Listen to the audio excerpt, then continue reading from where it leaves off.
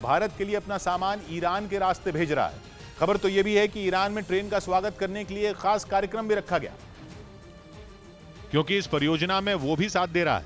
खबर है कि भारत की ओर से ईरान के चाबहार बंदरगाह को INSTC यानी international north south transport corridor में शामिल करने का प्रस्ताव रखा गया है। भारत ने ईरान के चाबहार बंदरगाह में अच्छा खासा निवेश किया।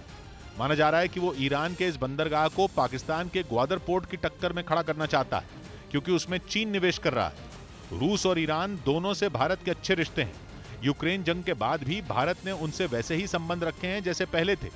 माना जा रहा है कि इसी वजह से उनकी नजर में हिंदुस्तान की कद्र बढ़ गई। साथ ही मौजूदा हालात में भारत की मजबूत स्टैंड लेने की आदत ने उसे उनकी जरूरत भी बना दिया, वो भी तब जब भारत के इजराइल और अमेरिका से भी अच्छे रिश्ते हैं और वो क्वाड और I2U2 का हिस्सा है। प्रधानमंत्री नरेंद्र मोदी ने I2U2 की वर्चुअल बैठक में हिस्सा भी लिया। इस बैठक में अमेरिका, UAE और इजराइल ने भी हिस्सा लिया और वर्चुअल तरीके से एक साथ एक मंच पर आए। I2U2 की यह पहली बैठक थी जिसमें प्रधानमंत्री नरेंद्र मोदी ने संबोधित किया और उम्मीद जताई कि आने वाले समय में इस नए क्वाड का लोहा दुनिया मानेगी।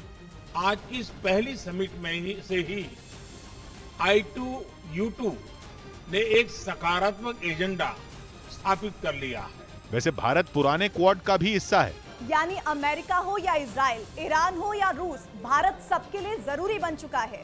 उसकी विदेश नीति और कड़े फैसले लेने की आदत ने उन देशों को भी भारत के साथ रखा है जो आपस में दुश्मन है। ये देश एक दूसरे के कट्टर दुश्मन है, लेकिन भारत इन चारों का दोस्त है, या यूं कहें कि इन देशों का भारत के बिना काम ही नहीं चल सकता।